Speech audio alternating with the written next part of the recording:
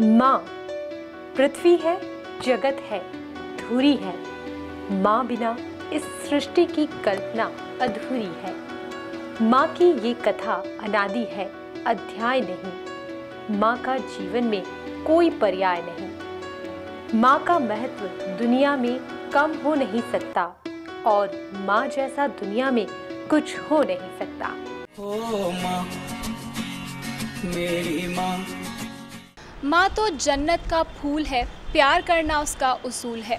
दुनिया की मोहब्बत फिजूल है, माँ की हर दुआ कबूल है। माँ को नाराज़ करना इंसान तेरी भूल है। माँ के कदमों की मिट्टी तो जन्नत की धूल है। हेलो दोस्तों, मैं हूँ आपकी होस्ट पूजा और आज मैं आपके लिए लेकर आई हूँ हमारा मदर्स डे स्पेशल सेगमेंट माँ। ओ माँ, मेरी माँ। माँ जननी है और जननी को ईश्वर के समान माना जाता है। ऐसा कहा जाता है कि ईश्वर हर जगह नहीं हो सकते, इसलिए उन्होंने माँ बनाई। माँ वो है जिससे हमारा अस्तित्व है। माँ वो है जो हमारे जीवन का आधार है। माँ वो है जो हमारे बिना कुछ कहे सब कुछ समझ लेती है। माँ वो है जो हमें जीवन भर निस्वार्थ प्यार करती है। माँ सब कुछ है। ओ माँ, मेरी माँ। दोस्तों, माँ धरती पर देवी का ही एक रूप है। एक ऐसा रूप जिसमें सभी रूप विद्यमान हैं, चाहे वो दुर्गा हो या काली, गणेश की माँ पार्वती हो या विद्या की देवी सरस्वती।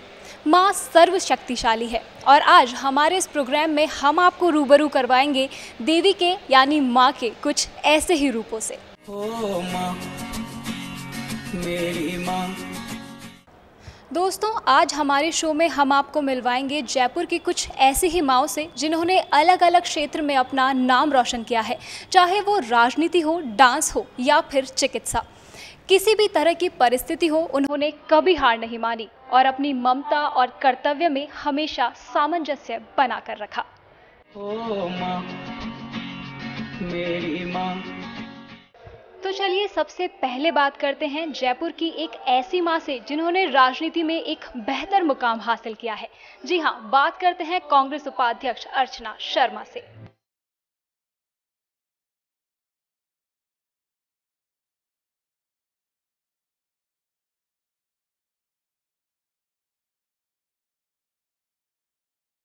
अर्चना जी, सबसे पहले तो स्वागत है आपका हमारे शो में।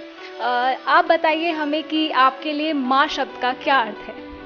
देखिए, माँ शब्द का अर्थ सबके लिए मुझे लगता है समान ही होता है और मेरे लिए भी बहुत महत्वपूर्ण अर्थ है इसका। माँ का मतलब जननी और जननी को ईश्वर तुल्य माना जाता है और स्वयं महिला होने के नाते, माँ होने के नाते इसका महत्व और भी बढ़ जाता है। जब हम खुद बच्चे थे तब हमारे लिए माँ क्या थी हम सब जानते हैं और आज जब हम खुद माँ बने हैं तो इसके अर्थ को और ज़्यादा समझा। इसके साथ ममता है, संवेदनशीलता है, इसके साथ संघर्ष है, इसके साथ समर्पण है और इसके साथ यूँ कह सकते हैं कि बच्चे के अस्तित्व से खुद को जोड़ने की जो एक भावना है वो इससे जुड़ी हुई है। ओ माँ, मेरी माँ। अर्चना जी, आपका करियर एक पॉलिटिकल लाइन में है आप, तो आप आपके बच्चों को इस पॉलिटिकल लाइन के चलते कितना टाइम दे पाती हैं? वो क्वालिटी टाइम आप कैसे स्पेंड करती हैं उनके साथ? देखिए, पहले मैं आपको बताऊं कि मेरे 2 बच्चे हैं। मेरी बेटी SMS मेडिकल कॉलेज में 3rd सेमेस्टर में है, 6th सेमेस्टर में 3rd ईयर में है और मेरा बेटा जो है वो 11th क्लास में है। लेकिन ये बात ठीक है आपकी कि जब मेरा पॉलिटिकल करियर शुरू हुआ था तो मेरा बेटा 2.5 महीने का था और उस समय मैंने चुनाव लड़ा। तो उस परिस्थिति से लेकर आज तक जिस मुकाम पर मैं पहुंची हूँ, ये 17 वर्षों का मेरा जो कह सकते हैं कि राजनीति में संघर्ष का या यूँ कह सकते राजनीति के क्षेत्र में काम करने का जो अनुभव है, इसमें 2 चीज़ों में बैलेंस करना, क्योंकि पॉलिटिक्स एक ऐसा फील्ड है जहाँ पर समय की सीमा को या समय को सीमा में नहीं बांधा जा सकता। और मैं 2 नगर निगम के चुनाव भी मैंने जीते और सक्रियता के साथ पॉलिटिकल अपनी पार्टिसिपेशन को सुनिश्चित किया। उस दौरान बच्चे बड़े हुए और उनके साथ क्वालिटी टाइम स्पेंड करने की जो बात है, तो उससे आपको निश्चित रूप से एक घरेलू माँ के लिए और एक कामकाजी महिला के लिए उसके विभाजन करना और उसको मैनेज करना कह सकते हैं एक स्टारी अफेयर है, टाइम मैनेजमेंट। लेकिन किया और मुझे खुशी कि आज बच्चे इसी चीज़ को रियलाइज़ भी करते हैं, क्योंकि मेरे दोनों बच्चे भगवान की दया से दोनों टॉप करते हैं और दोनों ने ही बहुत अच्छे स्थितियों में अपने एजुकेशनल क्वालिफिकेशन को इस्टेब्लिश किया है। तो इसमें मैनेजमेंट तो यही है कि आप चाहे कितने भी बजे सोइए, लेकिन आप बच्चों के साथ से पहले उठना है आपको, और मेरे बच्चों की एक ही रिक्वायरमेंट होती है, उनका लंच बॉक्स मैं बनाऊँ, और इसको मैंने निरंतर आज तक बनाने का पूरा प्रयास किया। जी अर्चना जी, आपके करियर की बात अगर हम करें तो खुद के करियर के साथ साथ बच्चों का करियर भी बनाना, एक पॉलिटिकल लाइन में जो आप हैं वो बहुत एक मुश्किल काम होता है, क्योंकि खुद के करियर पर भी पूरा आपको फोकस करना पड़ता है, उसके साथ साथ बच्चों के करियर, उसकी परवरिश पर भी आपको पूरा ध्यान देना पड़ता है। तो इन सब चीज़ों को आप कैसे मैनेज करते हैं? इन सब में आपको कोई प्रॉब्लम फेस करनी पड़ती है या ईजीली हो जाता है? देखिए, यूँ तो कोई भी फील्ड हो, चाहे कॉरपोरेट सेक्टर हो, चाहे आपका सिविल सर्विस हो, या आपका एजुकेशन फील्ड हो, सब जगह चैलेंजेस होते हैं। लेकिन ये बात सही है, राजनीति तो संघर्षों और चुनौतियों से भरा हुआ क्षेत्र है। आप यदि चुनाव जीतते हैं तो 5 साल बाद फिर परीक्षा देनी, जनता की कसौटी पे खरा उतरना होता है। या अगर आप चुनाव नहीं जीते, संगठन के स्तर पर सक्रिय हैं, तो भी आपको भरपूर समय आपकी पार्टी को देना होता है। तो ऐसे में इन चुनौतियों का सामना करने के लिए आपको अपने समय का विभाजन और उस कह सकते हो उस पीढ़ी के साथ हमें तारतम्य बैठाना है जो बायोलॉजिकल क्लॉक की तरह अपने जीवन को जी रही है। क्योंकि आज का जो बच्चा है वो भी अपने टाइम को इस तरह से मैनेज करता है, क्योंकि संपूर्ण दिन का और चक्र का समय पूरी तरह से निर्धारित होता है। उसमें अपने बच्चों के साथ एडजस्टमेंट करना, उनकी भावनाओं को समझना, विशेषकर एक युवा बेटी की माँ होने का दायित्व क्या होता है, ये एक बहुत बड़ी जिम्मेदारी होती है। और हर समय इस चीज़ को अपने मन में रखना, ये एक माँ का ही मैं कह सकती हूँ कि ताकत होती है, कि वो कितनी भी व्यस्त रहे लेकिन उसके मन में अपने बच्चों के लिए प्रतिक्षण चिंता होती है और वो उस चीज़ को महसूस भी करती है। तो ये चीज़ें जब माँ बनते हैं और बच्चों के साथ जब रहते हैं तो स्वतः ईश्वर से आपको ये शक्ति मिलती है कि आप हर चीज़ को मैनेज कर पाते हैं। ओ माँ, मेरी माँ। जब आपने अपने पॉलिटिकल फील्ड को एज अ करियर लिया तो कहीं ना कहीं आपके दिमाग में ये आया होगा कि फ्यूचर में मुझे माँ बनने का मौका मिलेगा, तो उसके साथ आप कैसे डील करेंगे उस सिचुएशन को? क्योंकि एक वही समय होता है जब आप आपके करियर पर ध्यान नहीं दे पाते और पूरा ध्यान आपको आपके बच्चे के लिए ही देना होता है। तो तब आप कैसे हैंडल किया, क्या सोचा आपने शुरुआती दौर में आपके करियर के? देखिए, पॉलिटिक्स में करियर तो माँ बनने के बाद ही शुरू हुआ, इसलिए वो वाली समस्या तो नहीं थी। लेकिन ये बिल्कुल सही बात है कि आप 2.5 महीने के बच्चे के साथ यदि राजनीतिक फील्ड में जाते हो और एक्टिव पॉलिटिक्स में जहाँ आपको चुनाव लड़ना पड़ता है, तो वो एक समस्या होती है। और मेरी रिलक्टेंस थी उस समय, मुझे ये अच्छा नहीं लगा था कि मैं चुनाव लड़ूँ और अपने बच्चे को नेग्लेक्ट करूँ। तो ये समस्या मेरे साथ रही और 1-1.5 वर्ष तक मुझे इसके कारण बहुत पीड़ा भी हुई। पीड़ा मानसिक थी, क्योंकि आपको बच्चे को घंटों छोड़ना, साधारण सभा की बैठक में पार्टिसिपेट करना, आपका सारा दिमाग वहीं रहता है। और इसी दौरान मुझे थाईलैंड में भी मेरी पार्टी का रिप्रेजेंटेशन करने के लिए नगर निगम से भेजा गया था। तो ये अवस्थाएं जो थी वो एक माँ के लिए पीड़ादायक होती कि आप अपने नन्हे से बच्चे को छोड़ करके जाते हैं, और उस बच्चे के लिए भी होती है क्योंकि वो तो एक तरह से मूक बालक होता है जो अपनी भावनाओं को व्यक्त नहीं कर सकता। और वो फेज़ मेरे लिए बहुत कठिन था जब मैं 8 दिन के लिए अपने बच्चे को छोड़ करके गई थी। लेकिन एक ऐसी बॉन्डेज होती है जो आपको आपके बच्चे के साथ जोड़ के रखती है, वो महिला ही महसूस कर सकती है जब वो माँ बनती है। तो ये बात सही है और मैं मान के चलती हूँ कि जो स्त्री होती है उसका जीवन संघर्ष होता है, और संघर्ष के साथ कैसे मुकाबला करना है, कैसे चुनौतियों को अवसरों में परिवर्तित करना है, एक महिला को कह सकते हैं कि नेचुरल इंस्टिंक्ट और नैसर्गिक रूप से प्राप्त होता है। इसलिए वो माँ बनने के बाद सारी समस्याओं का समाधान खोज लेती है। अर्चना जी, इस मदर्स डे पर आप जयपुर की माँ को क्या मैसेज देना चाहेंगे? देखिए, वैसे मदर्स डे प्रतीकात्मक रूप से मनता है 10 मई को, तो इसके माध्यम से संदेश तो दिया जा सकता है। लेकिन मैं एक निरंतर प्रक्रिया या एक निरंतर रूप से इस चीज़ को समझा जाए, एक ऐसा संदेश माताओं को देना चाहती हूँ, जयपुर की विशेषकर, कि हम बच्चों के लिए तो कहते हैं कि ये लोग हमसे काफ़ी एक्सपेक्टेशंस रखते हैं, लेकिन हमें ये समझना पड़ेगा कि बच्चे जो हैं जब तक खुद के पैरों पर खड़े नहीं होते या हो भी जाते हैं तब भी उन्हें भावनात्मक रूप से अपनी माँ से लगाव होता है। और इस लगाव को बहुत अंदर से महसूस करते हुए बच्चों को ये भावनात्मक सहारा, प्यार, प्रेम और उनके प्रति स्नेह बरसाते रहना चाहिए, ताकि इस भौतिकवादी युग में पथ भ्रमित होने से वो बच सकें और एक ऐसी पीढ़ी का निर्माण हो जो देश हित में हो, समाज हित में हो। तो ये माता ही कर सकते, इसके अतिरिक्त और कोई नहीं कर सकता। ओ माँ, मेरी माँ।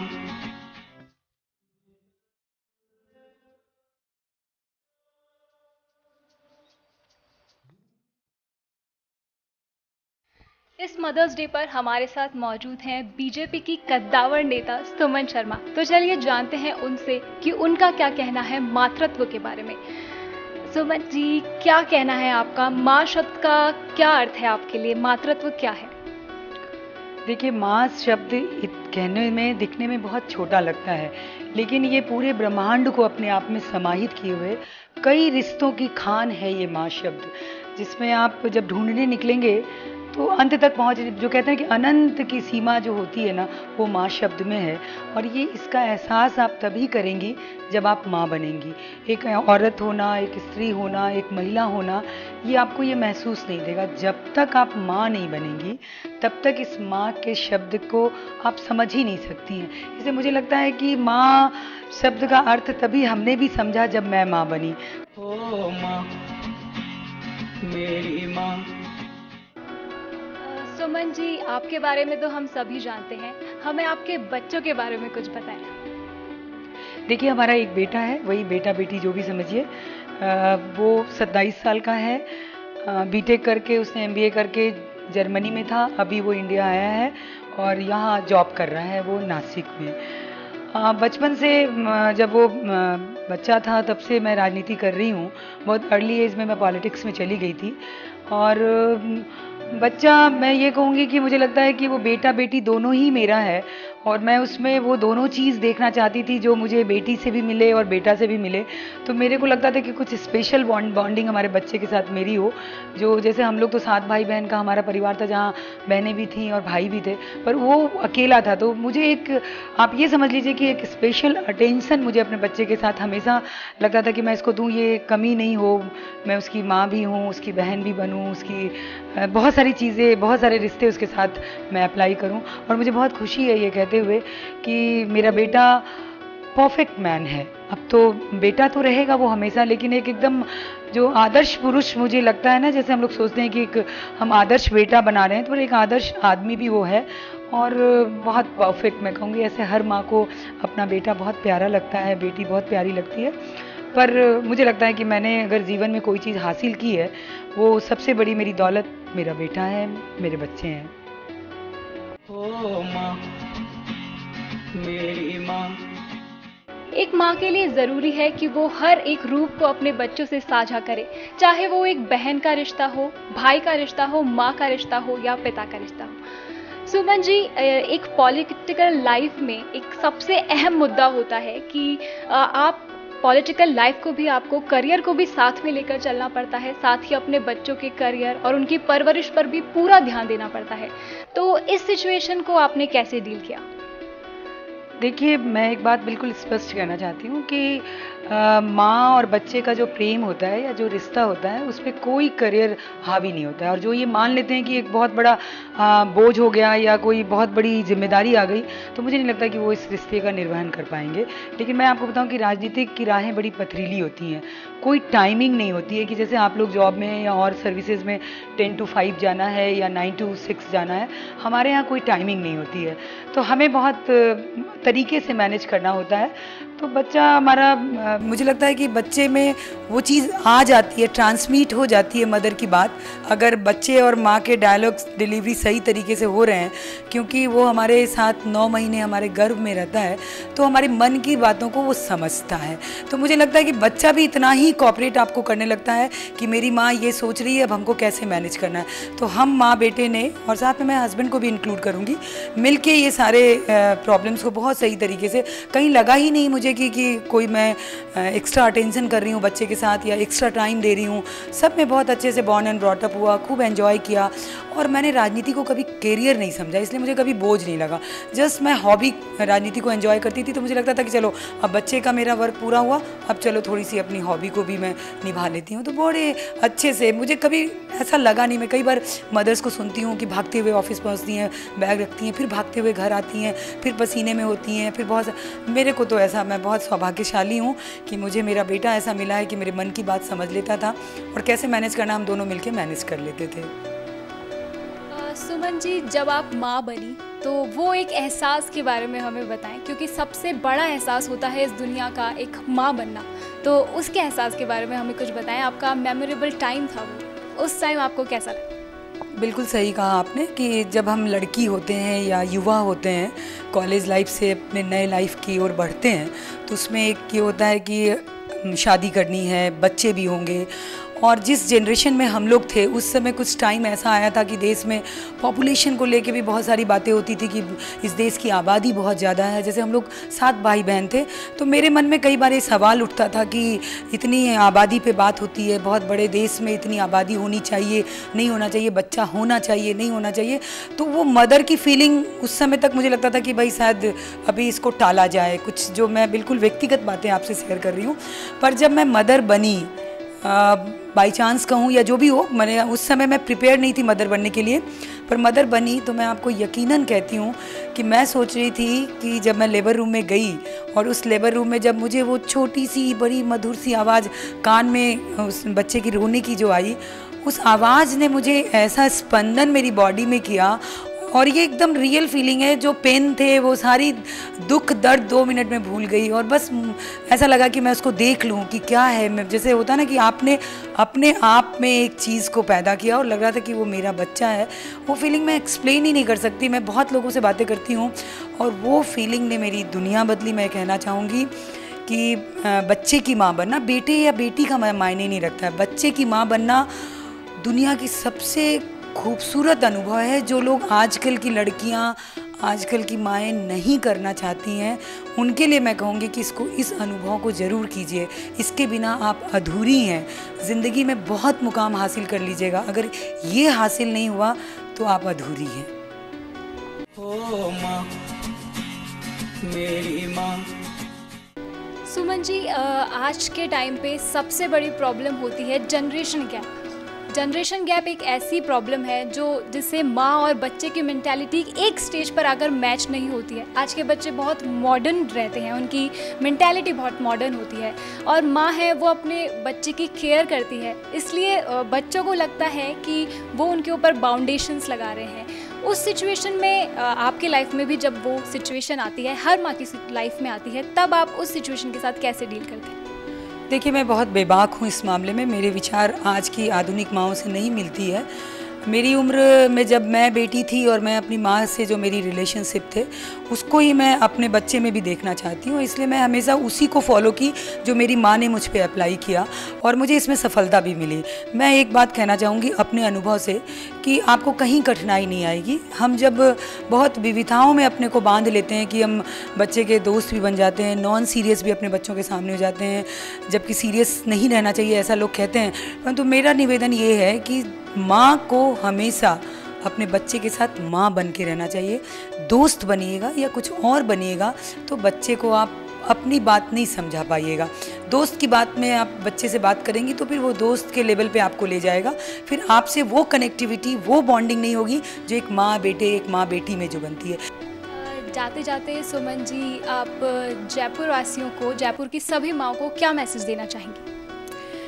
देखिए, मैंने अपनी बातचीत में आपको ये बताया कि माँ माँ ही रहे तो बहुत अच्छी है, और अपनी माँ को भी बहुत प्यार करें और अपने बच्चे को भी बहुत प्यार करें। और उन बच्चों के लिए भी एक मैसेज है कि जब तक माँ हैं, माँ से बहुत प्यार कीजिए। माँ जाने के बाद मिलती नहीं है, उसकी कमी बाद में कहानियों में, पन्नों में ढूंढते हैं, तो माँ को बहुत प्यार करें। माँ का प्यार अनमोल है और माँ जो देती है हमें वो हम कभी नहीं रिटर्न कर सकते, वो कभी वापस नहीं कर सकते। तो हम जितनी माँ की सेवा कर सकें और जितनी अभी जैसे हम लोग के एज ग्रुप की जो मदर्स हैं वो अपने बच्चों को बहुत केयर करें, बच्चों के साथ माँ का बिहेवियर मेंटेन करें। फ्रेंड कभी नहीं बने, दोस्त कभी नहीं बने, माँ बन के रहें तो देखिए कितना आनंद आता है। दोस्तों के लिए दुनिया बहुत सारी है पर माँ बहुत स्पेशल है। 2 पंक्ति उन माँओं के लिए जो बच्चों से बहुत प्यार करते हैं और जो नहीं करते हैं उनके लिए भी है, उन मदर्स के लिए भी है। फिल्म के 2 लाइन है जो मैं आप लोगों को सुनाना चाहती हूँ। मैं बचपन में तो नहीं समझ पाई थी, लेकिन जब माँ बनी तो मुझे बहुत समझ में आई, तो मैं वो 2 पंक्ति रखना चाहूँगी आप लोग के सामने कि उसको तो नहीं देखा हमने कभी, पर इसकी ज़रूरत क्या होगी, ऐ माँ तेरी सूरत से अलग भगवान की सूरत क्या होगी। तो इस भगवान को पूजिए, प्यार कीजिए और एंजॉय कीजिए। ओ माँ, मेरी माँ।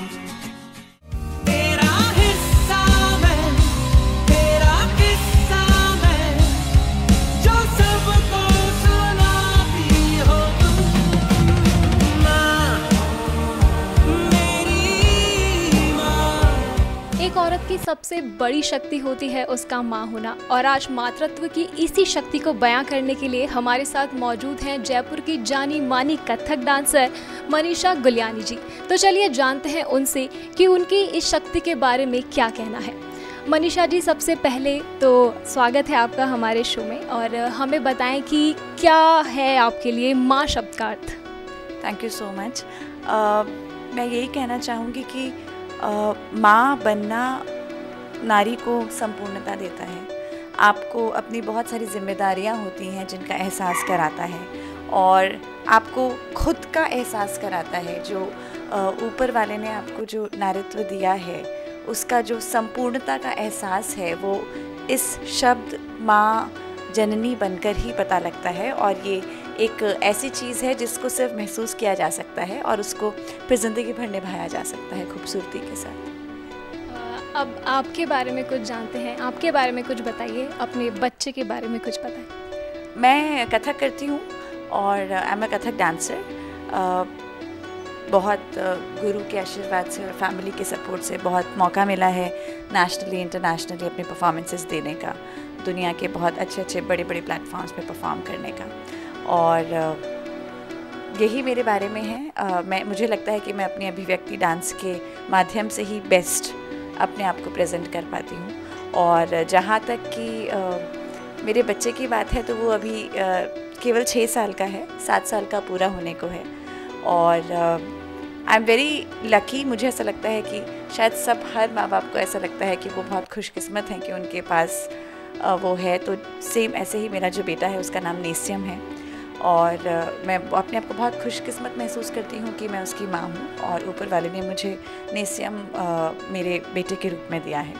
क्योंकि उसमें बहुत कम उम्र में ही, बहुत छोटी उम्र में ही जो संजीदगी है ज़िंदगी को लेकर और जो संवेदनशीलता है वो बहुत कम आजकल देखने को मिलती है। तो मुझे वो जब उसमें देखने को मिलती है तो अच्छा लगता है, और लगता है कि हाँ, हम शायद भविष्य में एक अच्छा इंसान या एक अच्छा ह्यूमन बीइंग समाज को दे सकते हैं। ओ माँ, मेरी माँ।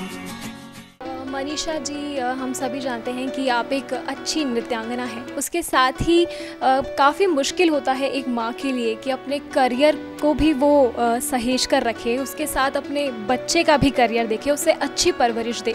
तो इस सिचुएशन को आप कैसे हैंडल करते हैं? It's a very good question. क्योंकि जब करियर की बात होती है और बीइंग अ डांसर तो और बच्चा भी साथ में होता है तो नो डाउट कि आप अकेले सब कुछ नहीं कर सकते हैं। You need a family support. माँ जननी है बिल्कुल, लेकिन बच्चे की परवरिश में से बहुत सारे एस्पेक्ट्स हैं जो काम आते हैं, और वो कहीं ना कहीं माँ के जो बहुत सारे रोल होते हैं वो हर लोग पूरे करते हैं। जैसे हर जगह, जैसे सृष्टि भी हमारी माँ है, पेड़ भी हमारी माँ है, धरती भी हमारी माँ है, सब कुछ, सबको एक माँ का वो दिया गया है। क्योंकि जो पालन पोषण करता है, जो जन्म देता है, जो उसको निखारता है, वो सब माँ के समान है। तो सेम ऐसे ही कि मेरे परिवार में जब मैं अपनी परफॉर्मेंसेस के लिए, रिहर्सल्स के लिए बाहर जाती हूँ, बिज़ी रहती हूँ, तो मेरी फैमिली है, मेरी मदर इन लॉ हैं, फादर इन लॉ हैं, वो दोनों बिल्कुल उसकी माँ के बराबर हैं। मेरे हस्बैंड हैं जो पूरा उसका माँ का रोल प्ले करते हैं जब वो साथ में होते हैं और जब मैं नहीं होती हूँ। तो मुझे लगता है कि जब एक माँ प्रोफेशनली करियर में कहीं होती है तो उसके साथ फैमिली का रोल बहुत इम्पॉर्टेंट हो जाता है, तभी बच्चे का जो परवरिश है वो बैलेंस्ड होता है और सही लेवल पे आगे बढ़ पाता है। तो you need support of the whole society. सिर्फ एक ह्यूमन बीइंग से इट्स नॉट पॉसिबल। काफ़ी सारे आपके प्रोग्राम्स रहते हैं, नेशनली भी आप परफॉर्म करती हैं, इंटरनेशनली भी आप परफॉर्म करती हैं, तो अपने बच्चे को वो क्वालिटी टाइम नहीं दे पाती हैं, तो उसके लिए आप क्या कहना चाहेंगे? नहीं, वो मुझे नहीं लगता। मुझे लगता है कि मैं अपने बेटे के साथ पूरा फुल क्वालिटी टाइम उसके साथ व्यतीत करती हूँ, और जो बॉन्डिंग एक माँ और बेटे में होनी चाहिए वो I feel proud and I share that bonding. अपने बच्चे के साथ मैं उसको शेयर करती हूँ। क्योंकि जैसे मैं पहले बहुत सारी आई वॉज टीचर, मैं एमिटी यूनिवर्सिटी राजस्थान में हेड ऑफ परफॉर्मिंग आर्ट्स थी, तो और मेरा डांस भी कंटिन्यू चल रहा था, बेटा भी छोटा था, तो मुझे लगा कि शायद मैं जस्टिस नहीं कर पा रही हूँ, तो मैंने उसको छोड़ा और अब मैं अपने घर पर हूँ, अपना रियाज़ करती हूँ, बच्चों को सिखाती हूँ और पूरा टाइम अपने बेटे के साथ स्पेंड करती हूँ। तो मुझे लगता है कि मैं उसको क्वालिटी टाइम देती हूँ। ओ माँ, मेरी माँ। आपने ये कथक डांसिंग का जो पार्ट है, ये आपकी लाइफ का एक बहुत इम्पॉर्टेंट पार्ट है। जब आपने इसे एज अ करियर चुना तो आपके बच्चे के लिए आपने कभी ये नहीं सोचा कि फ्यूचर में कभी मुझे मौका मिलेगा, मैं माँ बनूंगी, तो उसके लिए आपने कभी सोचा था कि करियर के इस मुकाम पर आकर आप उस सिचुएशन के साथ कैसे डील करेंगे? हाँ बिल्कुल, कभी नहीं सोचा था कि कैसे डील करेंगे, क्योंकि मुझे ध्यान है कि जब मैं अपने डांसिंग, जब I was like you know एकदम कथक के दुनिया में निकल के आना, कहते हैं एक चमकता हुआ सितारा आ रहा है कथक करने के लिए, तो मैं उस पड़ाव पे थी और अचानक से मुझे पता लगा कि नेशू होने वाला है। तो मेरा एक बहुत बड़ा शो था जो अगले दिन पेंडिंग था, and I got to know कि मैंने कंसीव किया है। और मुझे समझ नहीं आ रहा था कि मैं कैसे, क्योंकि पब्लिसाइज हो गया था, पूरे प्रमोशंस हो चुके थे, अगले दिन मेरा परफॉर्मेंस था, 4-4, 6-6 घंटे मैं रियाज़ करती थी, तो मुझे नहीं समझ आया कि मैं कैसे मना करूं। तो मैंने डॉक्टर से पूछा तो डॉक्टर ने कहा कि आपकी मर्ज़ी है, आप चाहें तो करें और चाहें तो जैसा आपको ठीक लगे। तो जिस दिन मुझे पता लगा उसी दिन मैंने मना किया। जो ऑर्गेनाइजर्स थे उनको बोला कि मैं नहीं कर सकती हूँ, क्योंकि मैं अपनी फैमिली प्लानिंग की तरफ हूँ और मुझे लगता है वो ज़रूरी है। And I am so happy कि हमारी दुनिया में जो लोग हैं, स्पेशली इंडिया में, वो इमोशंस को लेके बहुत सेंसिटिव हैं। और उन्होंने मुझे यही बोला कि माँ बनना दुनिया में सबसे खूबसूरत चीज़ है, तो you please go ahead with your this beautiful feeling and enjoy your motherhood, क्योंकि प्रोग्राम्स और ये सब तो ज़िंदगी भर होता रहेगा, तो ये बहुत खूबसूरत मोड है जिसको आप पूरा एंजॉय कीजिए। तो मैंने अपना वो टाइम मैंने रोका, ब्रेक दिया, और फिर पूरा एक माँ की तरह जो पूरा फुल टाइम होता है वो मैंने अपने बच्चे को दिया।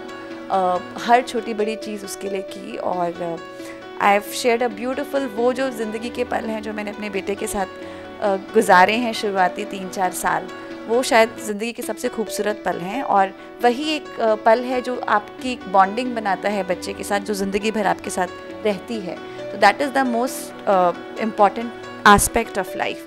तो मुझे लगता है कि हर माँ को शुरुआत की जो टाइम है वो अपने बच्चे को पूरा देना चाहिए, ताकि आपके बीच में जो इमोशनल बॉन्डिंग क्रिएट होती है वो एक बार बन सके। और फिर ज़िंदगी में ऊपर वाले ने सबको अपना अपना सबके लिए राहें चुनी हैं, और सबकी अपनी अपनी अलग अलग मंजिलें हैं जिस पे सबको जाना है, but then initially you need to be there with them. जी हाँ, एक नारी का सबसे बड़ा सुख होता है उसका माँ होना। मनीषा जी, एक बार लाइफ में ऐसा मुकाम ज़रूर आता है कि आपके बच्चे में और आप में एक जनरेशन गैप है, वो मैटर करता है। इंसान की सोच बदल जाती है जब जनरेशन गैप आता है। तो वो सिचुएशन जब आपकी लाइफ में आती है तो उसके साथ आप उस सिचुएशन में क्या करते हैं आप? क्योंकि काफ़ी टाइम होता है ऐसा, बच्चे हैं आजकल के बहुत मॉडर्न मेंटालिटी के होते हैं, और मदर है वो एक तरह से अपने बच्चे की सेफ्टी, सिक्योरिटी, उसको लेकर थोड़ी सी अवेयर होती है। तो जब ये सिचुएशन आती है तब आप क्या करते हैं? जनरेशन गैप जैसा मुझे लगता है कि अगर पेरेंट्स अपने आप को बहुत अपडेटेड रखेंगे तो वो जनरेशन गैप कभी आएगा नहीं। तो you just need to be updated कि क्या चल रहा है, और बच्चों की साइकोलॉजी को समझने की बहुत ज़रूरत है। तो अगर हम टाइम के साथ हम खुद ही मॉडर्न हैं और अपडेटेड हैं, और अपनी अप्रोच या थॉट्स जो लिमिटेड ना रख के अगर हम ग्लोबली सोच रहे हैं, तो मुझे लगता है ये जनरेशन गैप फैक्टर कभी आता ही नहीं है। तो फॉर्चुनेटली मैंने अभी तक इसको महसूस नहीं किया अपने बेटे के साथ। दो he is very young, he is just 6, ही अभी 7 साल का होने वाला है, मगर मुझे लगता है कि वो जो मुझसे बातें करता है, जो शेयर करता है, मैं उससे ज़्यादा मॉडर्न हूँ, मैं 2 कदम आगे ही सोचती हूँ। तो इट्स जस्ट दैट कि आपको you need to be updated with time. Parents को ये नहीं कि उनकी ज़िंदगी, एक बार बच्चा हो गया या एक बार आप माँ बन गए तो आपकी ज़िंदगी ख़त्म है, ऐसा नहीं है। आपको अपने समय के साथ आपको आगे बढ़ते रहना है, ताकि आप अपने बच्चों को समय के साथ परवरिश दे सकें, और ये जनरेशन गैप का फैक्टर कभी आपकी ज़िंदगी में आए ही ना, और वो संतुलन हमेशा बना रहे, और आपके बच्चे आप पे प्राउड करें कि हमारे पेरेंट्स बहुत अपडेटेड हैं, और वो कहीं और जाने की बजाय हमेशा सिर्फ आपके पास आएँ। जी हाँ, बिल्कुल ज़रूरी है कि टाइम के साथ साथ पेरेंट्स को भी अपडेटेड रहना चाहिए, ताकि आपके बच्चे के साथ आपकी बॉन्डिंग चलती रहे और हमेशा बनी रहे। मनीषा जी, जाते जाते आप मदर्स डे पर जयपुराइट्स को क्या मैसेज देना चाहेंगी, जयपुर की सभी मदर्स को? मैं सबको यही कहना चाहूँगी कि आजकल बहुत बड़ा एक कैंपेन चल रहा है, save the girl child, save motherhood. So that's very important. और आजकल की जो यंग जनरेशन, स्पेशली जो गर्ल्स हैं, वो मदरहुड से थोड़ा भागते हैं या बचने की कोशिश करते हैं। So I just want to tell them that it's the most beautiful feeling. ये एक वरदान है जो हर औरत को मिलता है। So please go ahead for it. और अगर आप माँ हैं तो पूरा क्वालिटी टाइम अपने बच्चे को दीजिए, क्योंकि इससे ज़्यादा खूबसूरत कुछ नहीं हो सकता, क्योंकि आपने एक ज़िंदगी बनाई है और उसको संवारना अब आपके हाथ में है। Enjoy your motherhood, it is the most beautiful feeling on this world. I love my mom. I love you too. ओ माँ, मेरी माँ। मेरी दुनिया है माँ तेरे आंचल में, मेरी दुनिया है माँ तेरे आंचल में। आज मदर्स डे के मौके पर हमारे साथ यहाँ मौजूद हैं जयपुर की जानी मानी डॉक्टर जनार्दन जैन। जी हाँ, हमारे साथ यहाँ मौजूद है डॉक्टर जनार्दन जैन, जो कि डर्मेटोलॉजिस्ट है। तो चलिए जानते हैं उनसे कि उनकी लाइफ में कितनी प्रॉब्लम्स आई और उसके बाद भी उन्होंने अपने बच्चों को इस काबिल बनाया कि वो आज एक जानी मानी शख्सियत है। तो डॉक्टर साहब, आप हमें बताइए कि कैसी रही आपकी लाइफ की जर्नी? लाइफ की जर्नी मोर और लेस सही रहता है। एंड जो प्रॉब्लम्स आते हैं वो मैं उनको लाइफ के एक्सपीरियंस के हिसाब से समझती हूँ।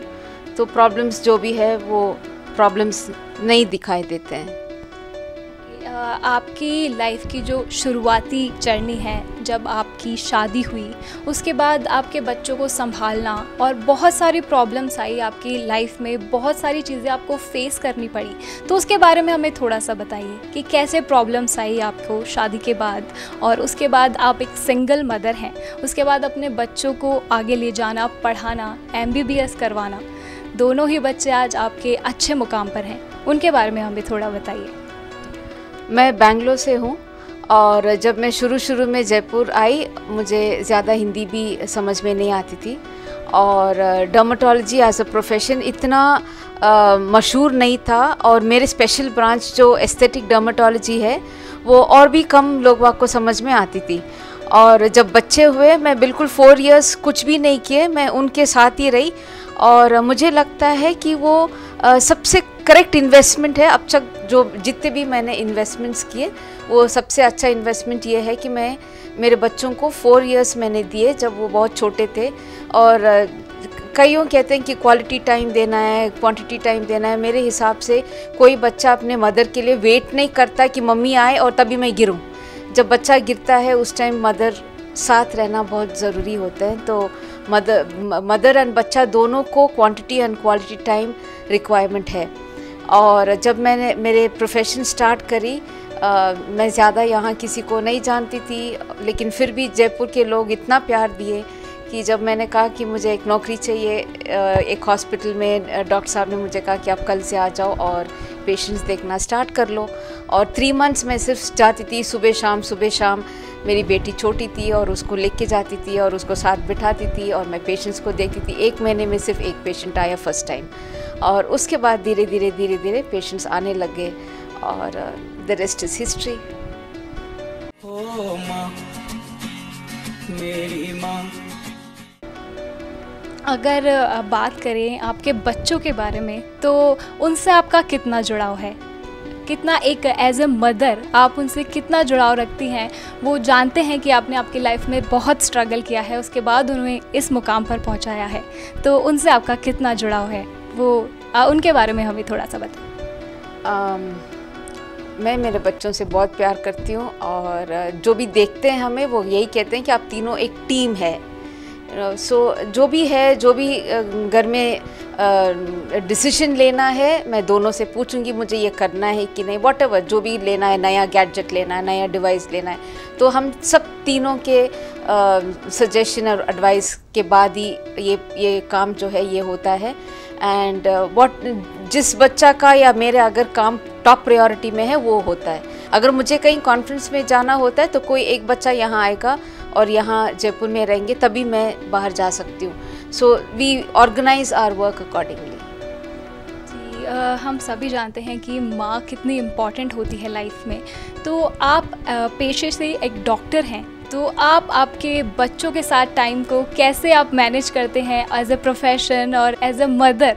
आप कैसे उन दोनों को अलग अलग रखते हैं? वेरी क्लियरली, जब मैं घर पर हूँ मैं सिर्फ एक मदर हूँ। मेरे घर के बाहर ना मेरे नेम प्लेट है, ना घर पे एक पर्ची है और एक पेन भी नहीं है। जो अगर कोई आते हैं और पूछते हैं कि मुझे ये इसके दांत के ट्यूब बताइए या कुछ बताइए, मैं वेरी क्लियरली बताती हूँ मेरे पास कुछ भी नहीं है, आप प्लीज़ क्लिनिक आइए। एंड जब मैं क्लिनिक में हूँ, I am only in the clinic. I think to a good extent ये थोड़ा सा हेल्प हो जाता है। एंड मेरे काम भी ऐसे है कि it is not emergency work नहीं है, so I can give correct time clinic के लिए एंड करेक्ट टाइम घर के लिए। तो मुझे कभी घर छोड़ के इमरजेंसी के लिए भागना ये सब नहीं रहता यूजुअली। और अगर बात करते हैं आपके बच्चों के बारे में, बच्चे भी आज आपने बताया आपके बच्चे किस मुकाम पर हैं। आज आपने बहुत सारी मुश्किलों को फेस करते हुए अपने बच्चों को इस लेवल पे पहुंचाया, उन्हें अच्छी एजुकेशन दी है, तो उनके बारे में बताएं, वो किस मुकाम पर है? हाँ, मेरी बेटी आदिति वो MBBS कर चुकी है और अब इंटर्नशिप कर रही है। और मेरा बेटा अनंत वो IIT मद्रास से MTech पास किया है और अब बेंगलोर में उसकी नौकरी मिली है। ओ माँ, मेरी माँ।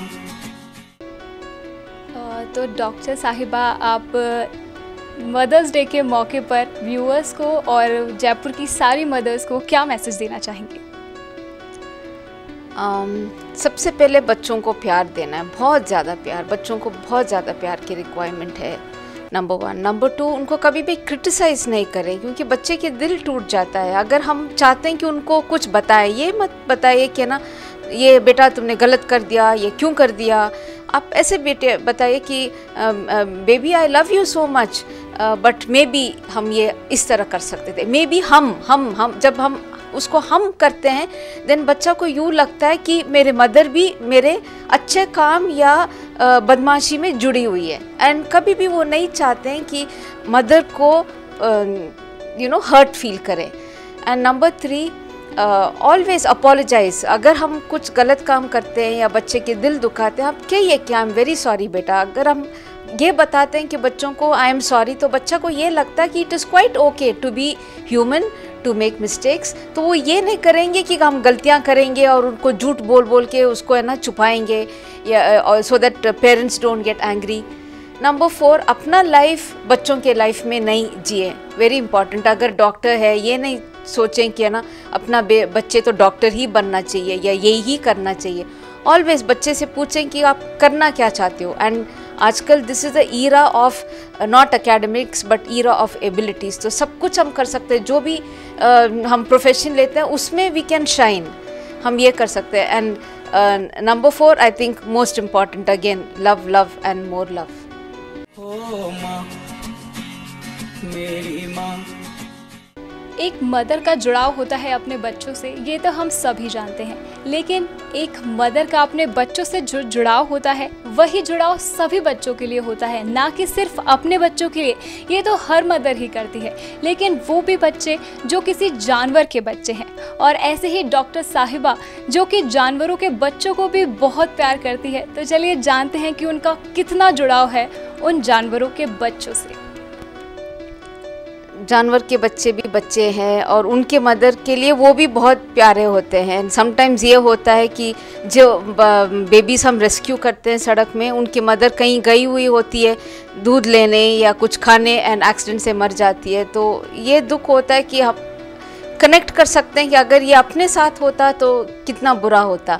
और मेरे घर में जो जानवर मैं नहीं कहूँगी क्योंकि मैं उनको भी बच्चों ही बोलती हूँ, तो वो भी बच्चे हैं and I always refer to them as kids या बेबीज ही मैं बताती हूँ। ओ माँ, मेरी माँ।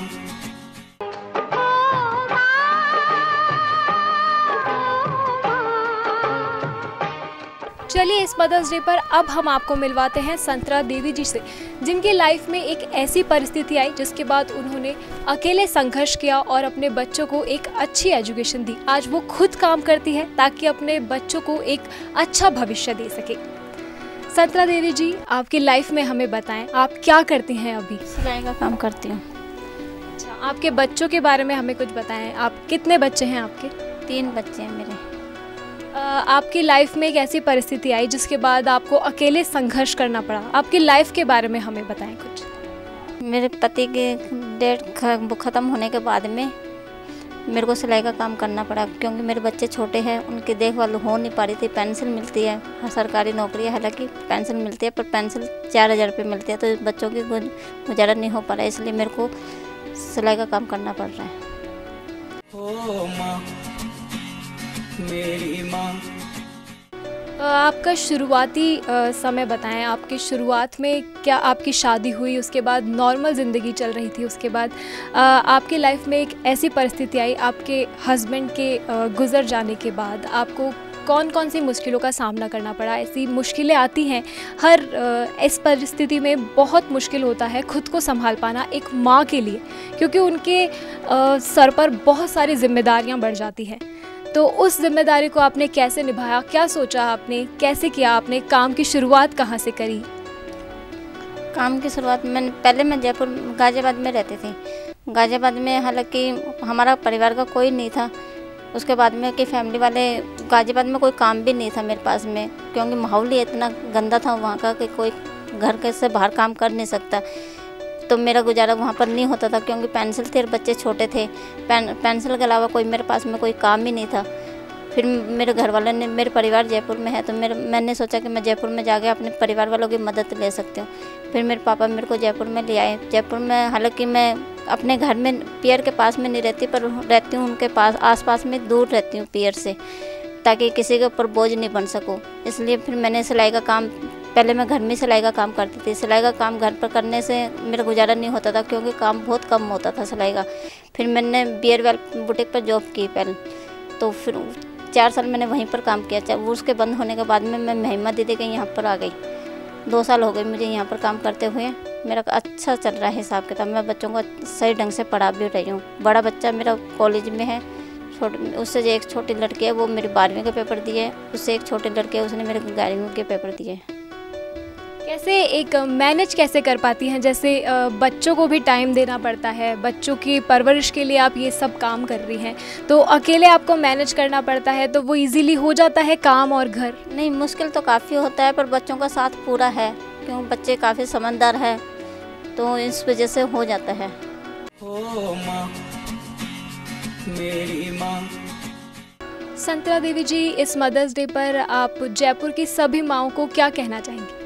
मैं सभी माँओं से यही कहना चाहूँगी कि अपने बच्चों को अच्छी तरह से देखभाल करें, उनके ऊपर विश्वास बनाए रखें, उनकी मदद करते रहें, खुद भी हिम्मत ना हारें, बच्चों की हिम्मत बनाए रखें। खुद सही रहेगी तो बच्चों को भी हिम्मत दे सकते हैं।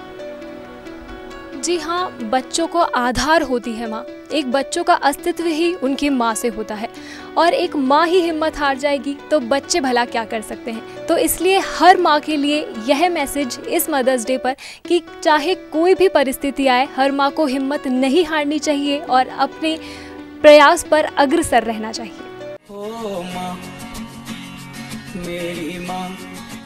अब हमें दीजिए इजाज़त, लेकिन जाने से पहले पूरी HPTV न्यूज़ की टीम की तरफ से पूरी जयपुर की माँओं को हैप्पी मदर्स डे। ओ माँ, मेरी माँ।